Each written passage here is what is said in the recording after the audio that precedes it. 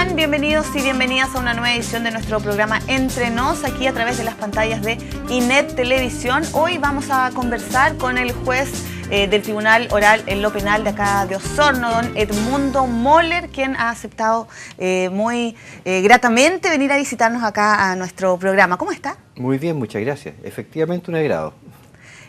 Cuénteme, ¿cómo es esto de ser juez, verdad? Y tener de repente casos súper emblemáticos acá, de alta connotación social, y tener esa responsabilidad tan grande, encuentro yo, de tener que definir, ¿verdad?, el futuro de las personas que están ahí en el tribunal. De eso se trata precisamente, de definir respecto de la vida de personas.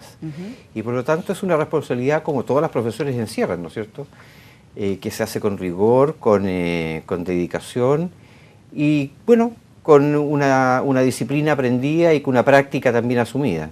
Exactamente. ¿Se puede decir que dentro de los abogados ser juez es como lo máximo, digamos, como lo más alto? No, es una manera de desempeñar la función o la profesión de abogado, que es múltiple, ¿no es cierto? Están los abogados de ejercicio libre, abogados que se dedican a la asesoría, y algunos que nos dedicamos a la judicatura y concretamente dentro de esa área a la judicatura de lo penal, que es la que conoce y juzga los delitos. Estos delitos que son, ¿verdad?, generalmente salen mucho en los medios de comunicación, que algunos tienen, ¿verdad?, gran impacto en la comunidad porque de repente son hechos de sangre, con mucha violencia. ¿Cómo enfrenta esa parte del trabajo que es un poco más expuesta con los medios de comunicación, con la comunidad que se manifiesta también cuando los casos así lo ameritan? En realidad uno hace abstracción de eso, porque uno se enfoca y el rigor a uno lo llama a preocuparse del caso en concreto y no de lo que rodea mediáticamente el caso.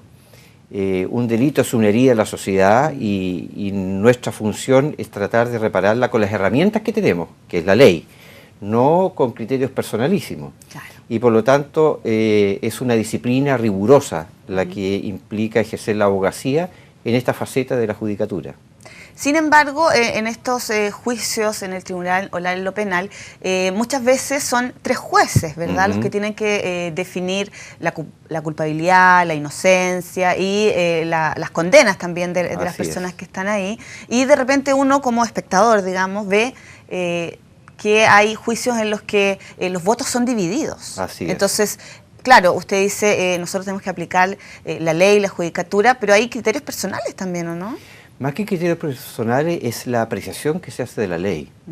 Si bien es cierto, es imposible, y aquí podemos entrar a filosofar sobre el asunto, ¿no es cierto?, en que uno se deshaga de todos sus valores, de todos sus principios, de todos sus prejuicios incluso, pero la disciplina del derecho es una disciplina muy rigurosa y lo que uno hace es aplicar esa disciplina a la solución del caso. Y la dispersión de votos de repente se produce por una distinta apreciación y de una distinta mirada, pero a partir de la mirada que uno tiene del derecho, no de miradas personalísimas. ¿Y cómo lo es? Porque uno como, digamos, persona común y corriente, de repente ve casos donde hay juicios, donde hay alguien que es encontrado culpable. Luego se anula ese juicio y es declarado inocente. Y luego se anula ese juicio y de repente parece... Parece... Uno digamos, no entiende mucho. ¿Cómo puede llegar a pasar una situación Hay que entenderlo así? con la complejidad del caso, ¿no es cierto? Cuando se llega a esa faceta que usted me explica, es porque estamos en casos que son muy límite. Y la apreciación que particularmente cada uno de los jueces tiene del derecho es lo que influye en la solución. Y la forma también en que se plantean las pruebas y los alegatos por parte de los intervinientes, ¿no es cierto?, esencialmente fiscal y defensores en esto que es el submundo de lo penal dentro de la judicatura, porque hay otras disciplinas también que van también especializando a los jueces. Me imagino que llegó a esta área del derecho porque le gustaba un poco esta área, el área penal, digamos, el área de estar más ahí. ¿Sí? De siempre. Desde que empecé a estudiar derecho siempre me llamó mucho la atención la parte penal. Yo tuve la suerte, y digo porque es una experiencia muy grande en la vida el haber podido ejercer la judicatura en el sistema antiguo y después haber sido incorporado al sistema nuevo. Por lo tanto, tengo la gran ventaja de haber vivido en ambos sistemas, ¿no es cierto? Y esencialmente en lo fundamental y en lo nuclear la función es exactamente la misma. Los medios por los cuales se llega a la solución han cambiado sustancialmente. Exactamente, ¿verdad? Pasamos de un sistema que era más, desde mi punto de vista, más cerrado, ¿verdad? Entre cuatro paredes, a este nuevo sistema, ¿verdad? De juicios orales, abiertos. Algunos hasta se transmiten por los medios de comunicación en vivo y en directo, digamos, y está... Por eso yo le preguntaba por el tema de estar más expuesto, pero al parecer me dice usted que no... Uno se acostumbra en realidad, ¿no es cierto? Yo creo que el juez no es un actor relevante en lo comunicacional. Yo creo que lo relevante es la solución a la cual llega el tribunal. Y en el tribunal en que yo estoy funcionamos precisamente de manera colegiada. Somos los que componemos la sala del tribunal que resuelve, somos tres. De manera de que la figura personal del juez yo creo que tiene que quedar subsumida en lo que realmente se resuelve y en lo que es el mensaje a la sociedad de cómo se va ejerciendo el derecho. Exactamente. Muy interesante, ¿verdad?, todo este tema, porque uno ve un poco basado en las películas que uno veía antes, ¿verdad?, que se enfrenta el fiscal con el defensor, que presentan pruebas y son cuestionados también cuando de repente uno dice, no, es que era culpable, pero el fiscal no hizo bien su pega. En general, el sistema judicial o el sistema de los tribunales está cuestionado. Se habla de la puerta giratoria, se habla de que es a lo mejor un sistema muy garantista. Yo no sé si usted como juez nos puede dar una opinión al respecto. La opinión que yo tengo es que ese cuestionamiento, que es muy válido por lo demás, y el ciudadano tiene todo el derecho a hacerlo, y más bienvenido es cuando tiene una argumentación, y por supuesto que está con el respeto a las instituciones que merecen. Es un cuestionamiento que yo diría que viene de la historia. Yo creo que nunca ha habido, digamos, un momento en la historia en que los tribunales hayan satisfecho las expectativas de toda la gente. Y esto de que los tribunales sean muy garantistas obedece precisamente a eso, que la evolución del sistema legislativo y que nos proporciona las herramientas a los jueces, ¿no es cierto?, va creando herramientas que van tendiendo precisamente a que la vida en sociedad respete más al individuo y sus derechos y sus garantías, que son en definitiva el halo protector que tiene cada una de las personas. El juez no es el que crea eso, el juez es el que aplica eso, ¿no es cierto? Y lo que debe entender la sociedad de que esas garantías son para todos. Nosotros no podemos partir haciendo un sesgo, ¿no es cierto?, en que hay personas que tienen o no tienen garantía y que por lo tanto hay buenos y malos. Para el tribunal, todas las personas se enfrentan al juicio en esto que se llama la presunción de inocencia, ¿no es cierto?, en que son tratados como inocentes hasta que no hay una resolución que con la convicción que se requiere ha declarado que esa persona es culpable. Exactamente.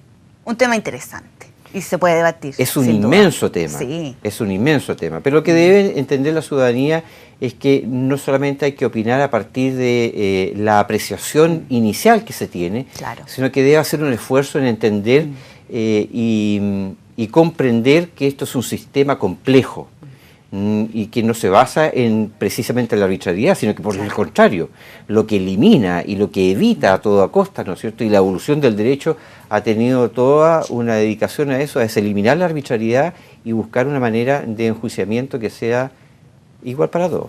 Exactamente. Ha mezclado en su vida laboral esta pasión por lo penal, también ejerciendo la docencia, haciendo clases desde hace bastante tiempo en distintas instituciones. Eso también, ¿cómo llegó a hacer clases? ¿Por también una vocación, por unas ganas de transmitir los conocimientos a los más jóvenes?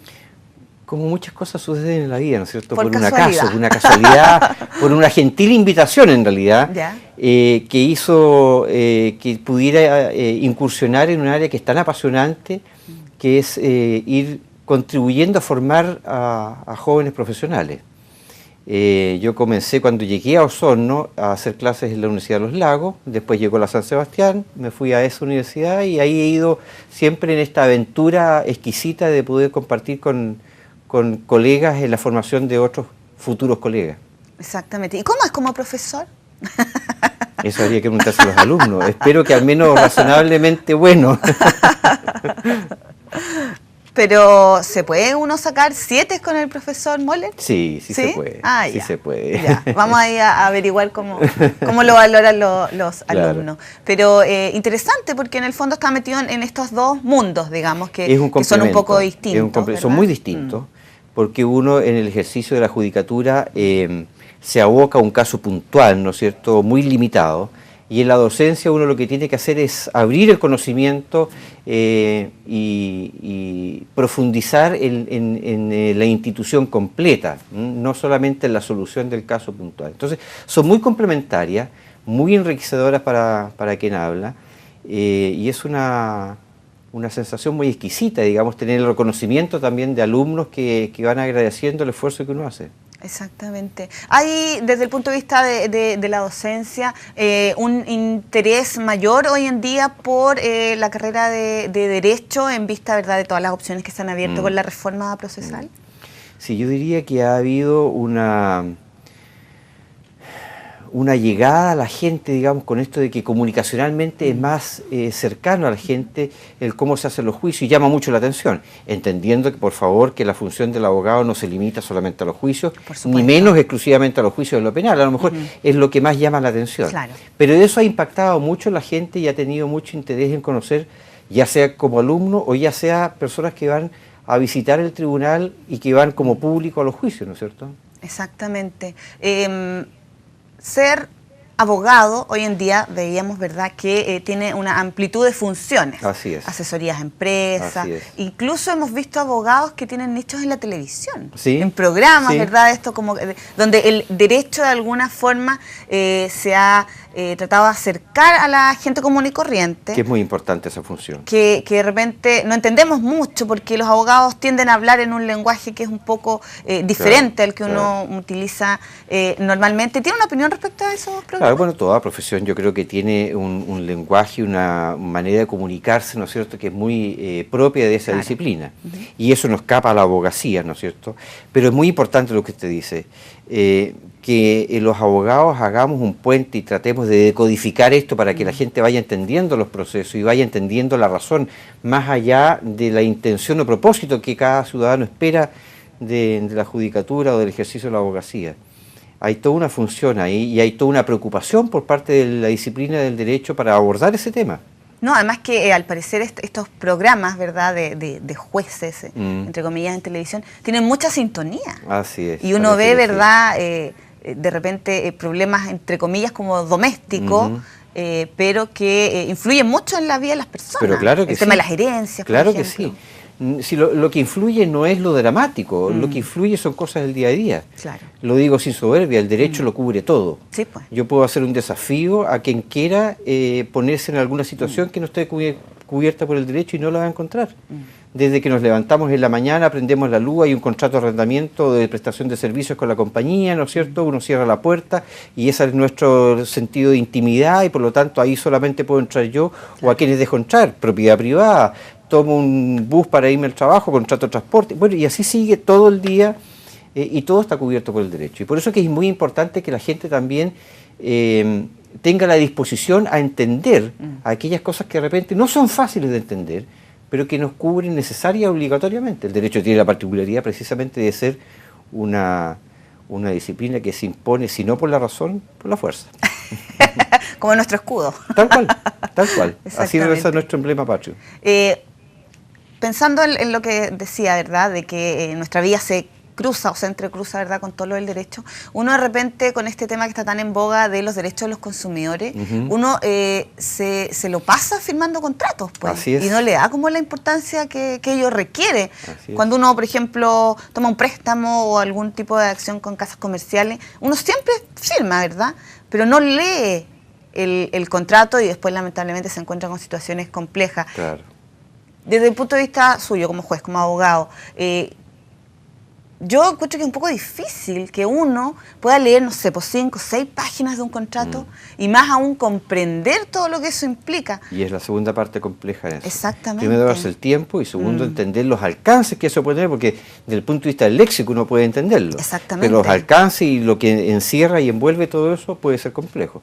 Y bueno, y por eso el Estado, la sociedad organizada, ¿no es cierto?, va creando mecanismos para ir contrapesando este poder que va teniendo aquel que ofrece el contrato, que son contratos por lo demás que nosotros llamamos técnicamente de adhesión. Claro. Usted lo acepta o no lo acepta, pero no lo puede negociar. Claro. No puede decir, cambiar, sáqueme esta digamos. cláusula, cámbiame esta otra cláusula por otra, qué sé yo. Entonces hay mecanismos en que no solamente llevan a tribunales, sino que a servicios que se van dedicando precisamente a tener un control sobre esta manera de ir haciendo los negocios diarios. No son los grandes negocios, son los negocios que nos van apareciendo en el día a día. Desde el punto de vista de la formación de nuevos abogados, por un lado se ve, ¿verdad?, que hay muchas universidades que dictan la carrera. De repente uno podría decir, pucha, hay muchos abogados a lo mejor, pero por otro lado uno ve que siempre como que faltan, ¿verdad? Faltan fiscales, faltan defensores, como que no se logra dar con la cantidad óptima de profesionales para las necesidades del país. ¿Cómo lo ve usted? Ahí está el principio económico, ¿no es cierto? Las necesidades infinitas y los recursos limitados. Exactamente. Claro, y sobre todo en el momento en que estamos viviendo, donde estamos enfrentando una cantidad enorme de reformas, y de reformas muy gravitantes, digamos, en la vida del derecho, y que demandan también la necesidad de que se incorporen muchos profesionales, no solamente abogados, muchos profesionales que van coadyuvando la función del tribunal y de los que intervienen ante los tribunales. Efectivamente, es una carrera que por lo demás ofrece muchas alternativas. Lo estamos enfrentando, parece, por un sesgo profesional muy a los tribunales, pero la variedad de ejercicio profesional es infinita. Desde las asesorías, del típico abogado litigante, de abogados que van viendo distintas disciplinas también, ¿no es cierto?, se van especializando. Ya este abogado generalista va desapareciendo. Claro. Y la complejidad del mundo de los negocios, la complejidad del mundo social, va haciendo de que cada uno vaya tomando una área del derecho, digamos, y la vaya profundizando. Exactamente. Pensaba, por ejemplo, como usted decía, tenemos los tribunales de familia, que se han implementado también en esta nueva estructura hace unos años. Así es. Y ahora hace poco también los tribunales del trabajo, que es otra área también, ¿verdad?, que se va ampliando, y en que los trabajadores se ven, ¿verdad?, enfrentados también a situaciones en que uno diría, no, si yo nunca voy a necesitar un abogado, pero en realidad también ahora ese tipo de conflictos, ¿verdad?, laborales entre empleados y empleadores, también se resuelven en un tribunal. Claro. ¿Esto va a seguir creciendo? ¿Cómo lo ve usted? Porque uno dice, ya, han ido apareciendo más tribunales. La idea es que se vayan especializando cada vez más. Y hay tribunales aduaneros, hay tribunales medioambientales, hay tribunales administrativos, hay tribunales penales, hay tribunal constitucional, que es un tribunal en el país, pero que tiene una gravitación enorme, porque sabemos, ¿no es cierto?, que la Constitución política es la ley que nos rige como el marco regulatorio de la vida en sociedad. Y ahí están las grandes definiciones del Estado chileno, de nosotros como sociedad. Claro.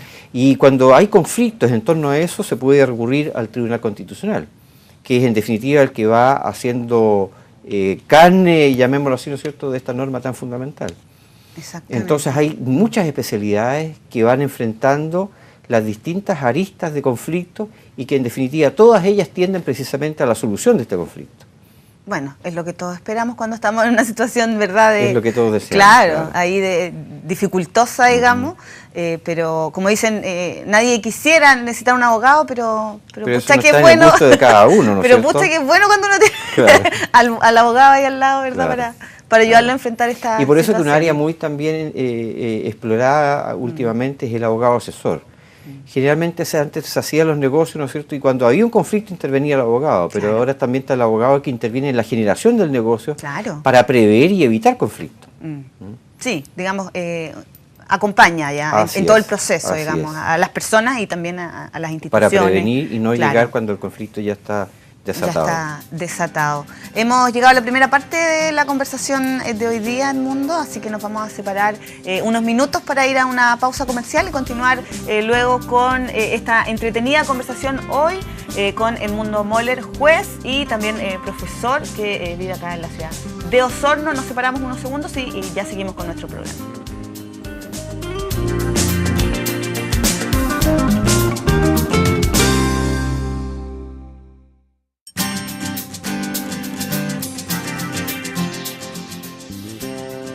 Continuamos con nuestro programa Entre Nos, aquí a través de las pantallas de INET Televisión. Hoy conversando con el juez del Tribunal Oral en lo Penal de aquí de Osorno, Edmundo Moller, que también se dedica a la docencia. En la primera parte del programa conversamos, ¿verdad?, sobre todo este apasionante mundo del derecho, de los juzgados y todo lo demás. Pero en esta segunda parte quiero llevarlo un poco más a la parte familiar, si se puede decir. Me decía que no es osornino de origen, ¿cierto? Así es, así es. Yo llegué a Osorno porque el destino y el trabajo me trajo acá. Yo llegué a la zona como secretario de un tribunal en Río Bueno, que fue una experiencia muy gratificante porque ese tribunal estaba dirigido por el fallecido magistrado Carlos Caracoch, quien realmente hizo escuela en muchos funcionarios y me precio de ser uno de aquellos que recibimos su influencia. Y de ahí me vine yo de juez a Osorno, a hacer un reemplazo que me envió la Corte de Valdivia, y en definitiva en ese momento se creó un tribunal nuevo, que tuve el gran privilegio de poder colaborar en crear, porque fui el juez que lo creó, y que después, producto de esta reforma y la readecuación de los tribunales, debió cerrar, y ahí pasé entonces al Tribunal Oral en lo Penal. Exactamente. ¿Se formó en Concepción? En Concepción, en la Católica de Concepción. En ese tiempo la Pontificia Universidad Católica tenía una sede en Concepción, que después la Católica de Santiago dejó y pasó a ser la Universidad Católica de la Santísima Concepción. Ah, ok. Ya. ¿Y de origen, de nacimiento, de crianza, es de Santiago? En realidad nací en Santiago hasta muy corta edad, y ahí ya me fui a Concepción, así que toda mi vida escolar y universitaria la hice en Concepción. Después ingresé a la Contraloría en Temuco, y inmediatamente al poco tiempo ya ingresé al Poder Judicial, que es lo que en definitiva yo quería. Ah, ya. Por ahí iba el camino. Por ahí iba el camino y el deseo, sí. ¿Tantos años en Osorno se siente osornino ya? Por adopción, ya siempre lo he declarado, sí. Yo llevo del año 91 en Osorno, y he hecho toda mi vida profesional acá, así que es donde me he establecido. No tengo proyectos tampoco de moverme, así que me siento muy a gusto acá.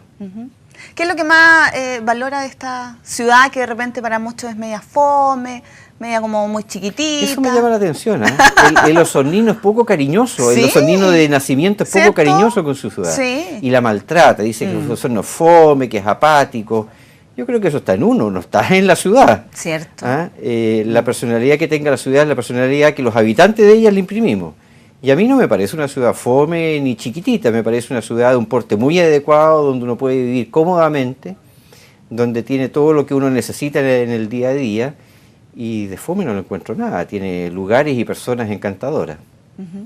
De hecho, a veces falta tiempo para tantas cosas entretenidas que hay. Así es, uno quisiera tener que trabajar menos para poder disfrutar más de Osorno, ¿no? Sí, bueno, ha habido un repunte en los últimos años respecto, por ejemplo, a locales nocturnos, a restaurantes y a otras cosas que han influido, digamos, en que la ciudad tenga más... Por cierto, ha ido un crecimiento muy importante desde que yo llegué hasta ahora, es una ciudad muy distinta también. Exactamente. Bueno, claro, desde el año 90 y tantos ahora había un cambio bastante importante y radical en inversiones, en hotel, por ejemplo, el casino. Y en la vida, no solamente en lo que es la entretención, ¿no es cierto? Uno ve los días sábados e incluso domingos el comercio y el centro tabullente de gente en actividad, y eso le da vida a la ciudad. Sí, sin duda. Yo igual encuentro que Osorno no es fome. No, a mí me gusta. Los osorninos. Los osorninos no. ¿Usted no es osornino de nacimiento? De nacimiento no. ¿Ve? Por eso le digo.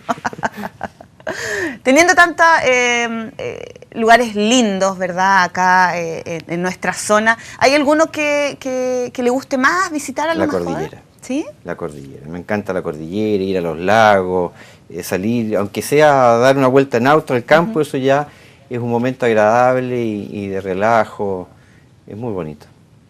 ¿Y le gusta el fútbol, por ejemplo? No, no soy aficionado a ningún deporte en realidad. Soy más bien sedentario y cómodo. Ya. Pero por eso que salir a pasear, ir a algún pueblo aquí a la cercanía, ir a comer a alguna parte, eso siempre es agradable.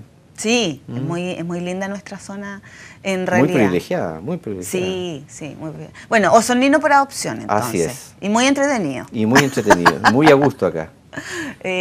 ¿Cómo ve el desarrollo de nuestra ciudad de repente cuando se habla de que ha crecido, por ejemplo, mucho el parque automotriz, pero las calles no dan abasto, ¿verdad? Y estamos de repente medios colapsados.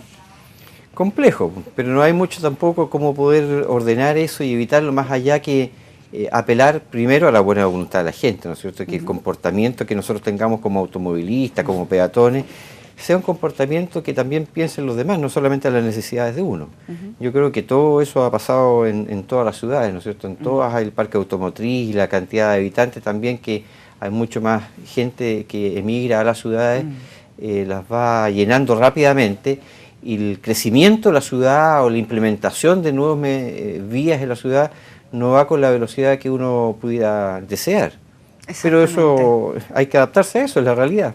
Exactamente. Bueno, cuando converso yo con personas que vienen de, por ejemplo, Santiago u otras ciudades más grandes, me dicen, pues ustedes acá no tienen tacos, claro, tacos de 5 minutos, ¿qué es eso?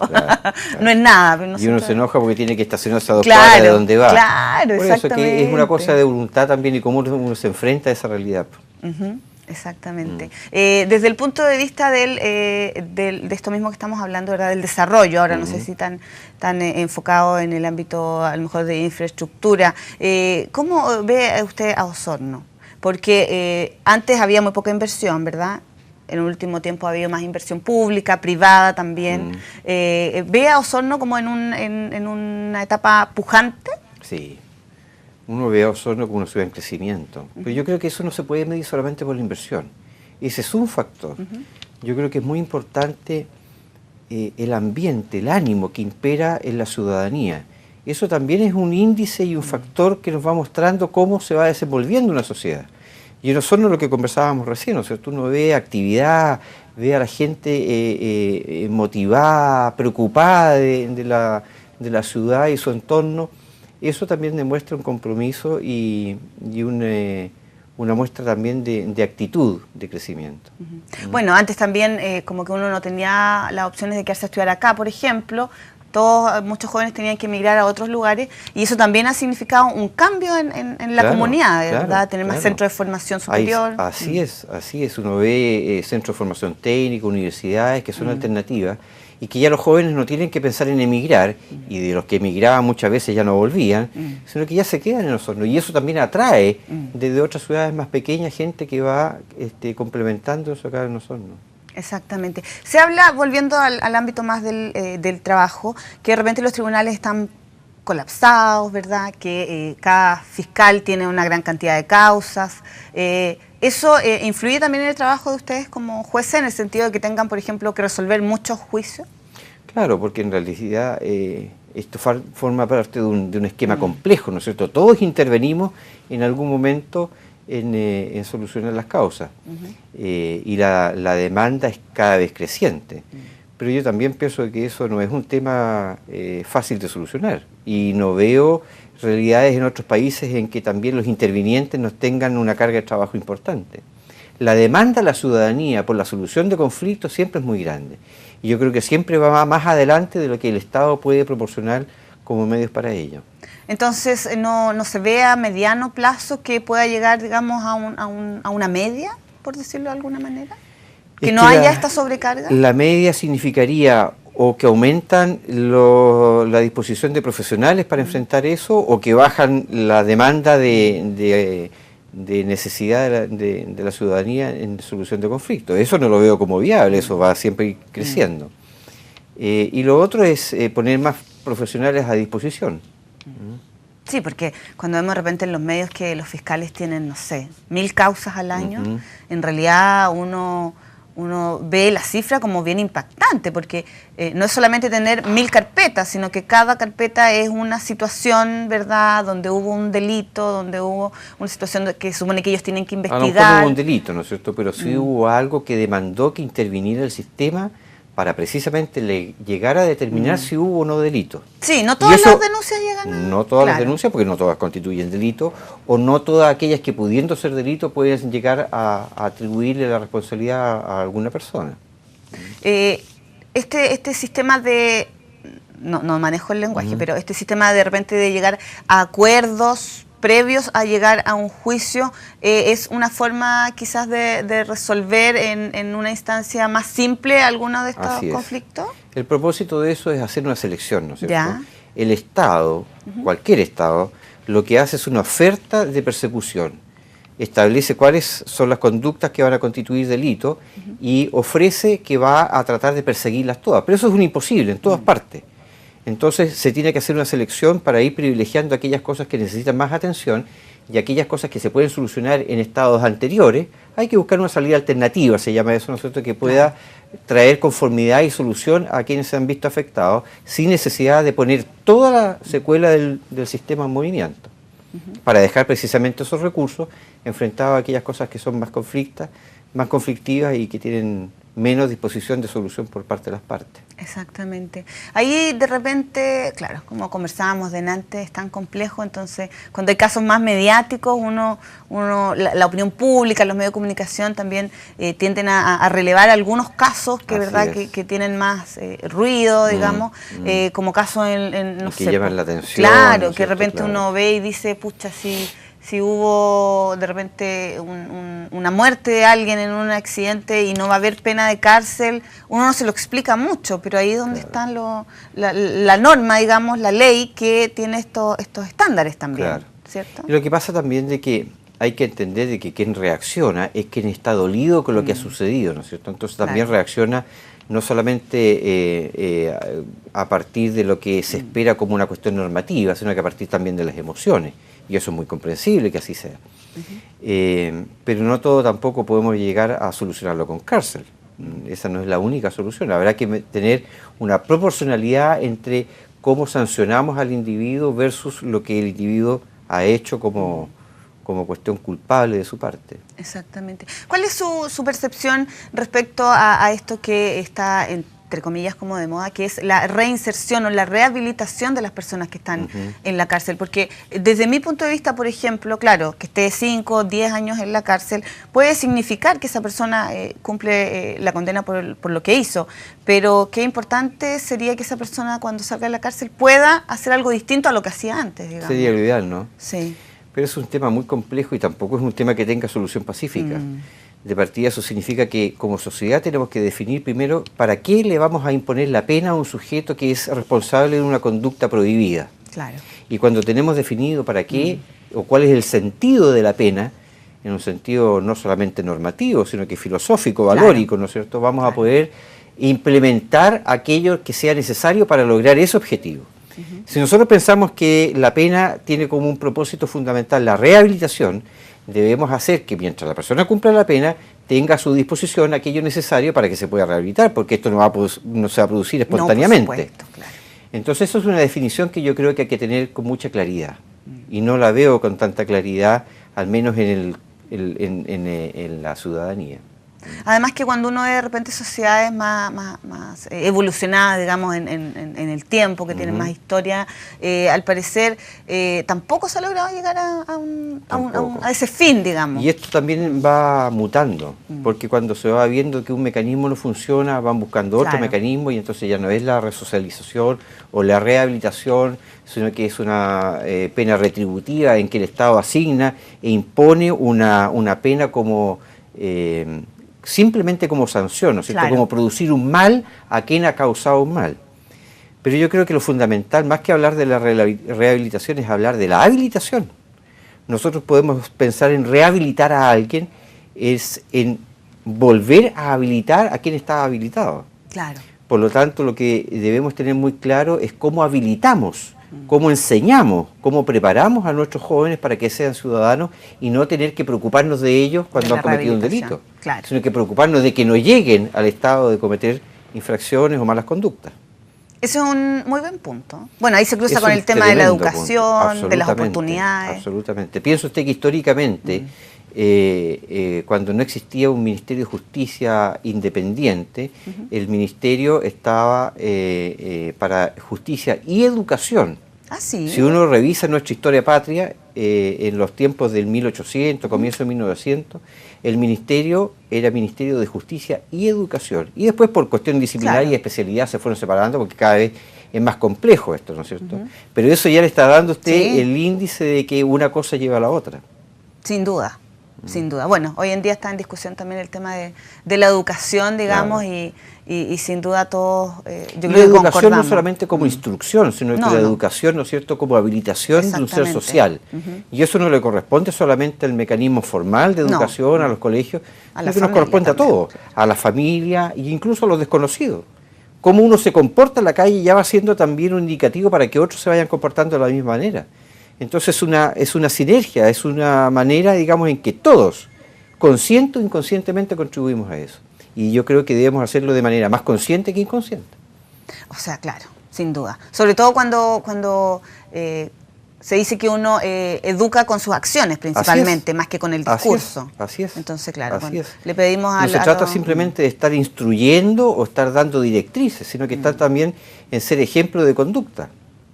Claro. Y controlador de conducta de los demás también. Sí, sí, es complicado. Claro. Sí. Pero eso parece que se lo dejamos encargados a la fuerza pública y a los fiscales y tribunales que tienen que lidiar con esto, y no es así. No, pues no todos, es así. El ciudadano, todos estamos comprometidos en esa función, en un rol distinto, Claro. pero todos tenemos algo que contribuir. Pensemos simplemente cuando uno ve un incidente, ¿no es cierto? Y la policía y el fiscal necesitan juntar antecedentes y piden su testimonio como prueba. Claro. Y ahí empieza la gente que no quiere participar, que eso es una obligación moral ciudadana y legal también.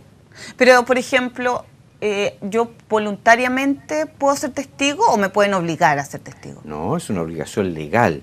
La persona que tiene antecedentes de una investigación tiene la obligación de comparecer a aportar esos antecedentes. Y habrán excepciones, como el caso del secreto profesional, el caso de los periodistas, de los médicos, los mismos abogados, qué sé yo, pero es una cuestión excepcional. El ciudadano tiene la obligación de declarar y de aportar los antecedentes cuando se trata de resolver un conflicto, porque eso también asegura que cuando él tenga un conflicto, los demás también van a comparecer en esa ayuda. Sí, eso es el sentido de somos sociedad, exactamente. Es sociedad, ¿no es cierto? Exactamente. Y la sociedad no está compuesta por un cúmulo de personas individualmente consideradas. Somos personas que interactuamos en favor unas de otras. De hecho, a mí, bueno, no sé, a lo mejor es una percepción desde el punto de vista de mi profesión, ¿verdad?, que es ser periodista, pero yo siento que antes estaba esta sensación de que solo algunas personas iban a llegar alguna vez a un tribunal, a enfrentar un juicio o a la cárcel. Y hoy en día en esta sociedad, al parecer, ya no hay exclusiones. O sea, vemos políticos, militares, personas del mundo del espectáculo, de la farándula, de todo, que se ven indistintamente enfrentados a los tribunales, a la justicia, a las penas. Entonces es como que, digamos, nadie está libre, por decirlo de alguna manera. Pero por cierto, nadie puede escapar al brazo de la ley. Nuestro sistema de organización social se basa en que hemos definido normas de conducta. Y hay ciertas normas de conducta que no queremos. No queremos que la gente mate, robe, estafe, qué sé yo, vamos a seguir con los delitos tan o más terribles que eso. Y por lo tanto vamos a sancionar a la persona que cometa la conducta. No a aquellas personas que cometen esa conducta y que tengan una condición social determinada. Si la ley no discrimina en condición social. Muy interesante la conversación en el mundo. Bueno, a mí también me interesa el tema, es entretenido, ¿verdad? Cuando uno lo ve de repente desde el punto de vista más de la noticia, en mi caso, y poder compartir, ¿verdad?, las visiones desde el punto de vista... Y que es un complemento, porque precisamente el periodista es el que trata de difundir lo que las demás profesiones hacen, y en este caso lo que se hace en el ámbito del derecho me parece que es especialmente relevante que la ciudadanía lo empiece a conocer. Muchas gracias por haber aceptado esta invitación, por venir a compartir este tiempo, este espacio para tratar, ¿verdad?, de analizar un poco cómo está el tema de la justicia, ¿verdad?, del derecho, de la profesión de los abogados también hoy en día en nuestro país. Así que muchas gracias por la disposición y por las ganas de venir acá al programa. Encantado y el agradecido soy yo. Gracias a ustedes. Muchas gracias. Esperamos que ustedes en su casa también se hayan entretenido con esta conversación, así que por supuesto los dejamos invitados a seguir en compañía de INET Televisión y por supuesto nos encontramos en otra edición de nuestro programa Entre Nos.